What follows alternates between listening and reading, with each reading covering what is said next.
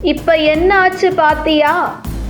ஸ்டாலின் கேட்ட ஒரே வார்த்தை தலை குனிந்த உதயநிதி. சமீபத்தில் உதயநிதி கைது செய்யப்பட்டு தஞ்சை அழைத்து சென்று விசாரணை முடிந்து விடுவிக்கப்பட்டார். இதனைத் தொடர்ந்து அன்றிரவு மகன் வருகைக்காக தூங்காமல் விழித்துக் கொண்டிருந்தார் அப்பா ஸ்டாலின். அவர் மட்டுமில்லை, ஒட்டுமொத்த ஸ்டாலின் குடும்பமுமே உதயநிதி வருகைக்காக காத்திருந்தது. அன்றிரவு வீடு வந்து சேர்ந்த பின்பு ஸ்டாலின் மற்றும் உதயநிதி ஸ்டாலின் இடையில் நடந்த சம்பவம் தற்பொழுது மெல்ல கசிந்துள்ளது. குறிப்பாக கருணாநிதி உயிருடன் இருக்கும் வரை உதயநிதி திமுகவில் எந்த பொறுப்பும் இல்லாமல், அரசியலில் தலையீடு இல்லாமல் தான் இருந்து வந்தார். கருணாநிதி செயல்படாமல் வீட்டில் முடங்கி இருந்த காலகட்டத்தில் திமுக சீனியர் தலைவர்களின் துணையுடன் ஸ்டாலின் திமுகவை வழிநடத்தி சென்றார். ஆனால் கருணாநிதி மறைவுக்கு பின்பு உதயநிதி என்ட்ரி கொடுத்த பின்பே திமுக அரசியல் கணக்குகள் மாறியது. திமுக இளைஞரணி செயலாளராக உதயநிதி நியமிக்கப்பட்ட பின்பு அரசியலுக்கு தொடர்பே இல்லாத உதயநிதியின் நண்பர் கூட்டம் ஒன்று அவரை சுற்றி மொய்க்க ஆரம்பித்தது. அதில் கார்த்திக், ரத்தீஷ், சுஜய், வெங்கட், ஆகாஷ் பாஸ்கர் என ஒரு இளவட்ட கூட்டம் உதயநிதியை சுற்றி கொள்ள அதில் அன்பில் மகேஷும் இடம்பெற்றிருந்தார். இப்படி உதயநிதியை சுற்றி இருந்தவர்களின் சுய லாபத்திற்காக உதயநிதியை பயன்படுத்தி கொண்டனர். நட்பு என்கின்ற வட்டத்திற்குள் சிக்கி அதில் பலிகடாக மாட்டிக்கொண்டார் உதயநிதி ஸ்டாலின்.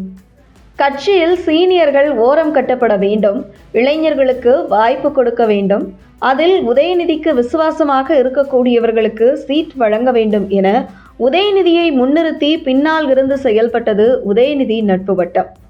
ஆனால் இந்த பெரு சூழலிலும் கட்சியின் சீனியர்களை ஓரம் கட்ட ஸ்டாலின் இடம் கொடுக்கவில்லை.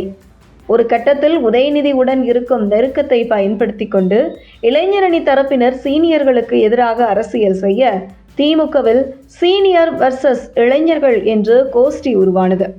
இது தேர்தல் நேரத்தில் மிகப்பெரிய அளவில் உச்சக்கட்டத்தை எட்டியிருந்தது. இந்த நிலையில் உதயநிதி கைது செய்யப்பட போகிறார் என்றது. திமுக சீனியர் தலைவர்களான மா. சுப்பிரமணியன் முதல் நபராக வீட்டிற்கு வருகிறார். அடுத்ததாக சேகர்பாபு வருகிறார். தள்ளாத வயதிலும் துரைமுருகன் உடனே வந்து உதயநிதியை பார்க்க வருகிறார். உதயநிதி கூட, மாமா நீங்க ஏன் வந்தீங்க என்று கரிசனத்துடன் துரைமுருகனை பார்த்து கேட்கிறார். மூத்த தலைவர்கள் KN நேரு, ஏவா வேலு, பொன்முடி என பலரும் உதயநிதிக்காக ஓடோடி வருகிறார்கள். இதில் உதயநிதி கூடவே சுற்றி கொண்டிருந்த அவருடைய நண்பர்கள் எங்கே என்கின்ற கேள்வி எழுந்தது.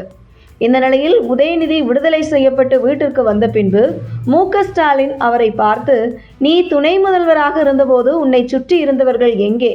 இப்போ நீ கைது செய்யப்பட்டது முதல் விடுதலையாக வீட்டிற்கு வரும் வரை உன் கூடவே இருந்தது அனைவரும் மூத்த தலைவர்கள்தான்.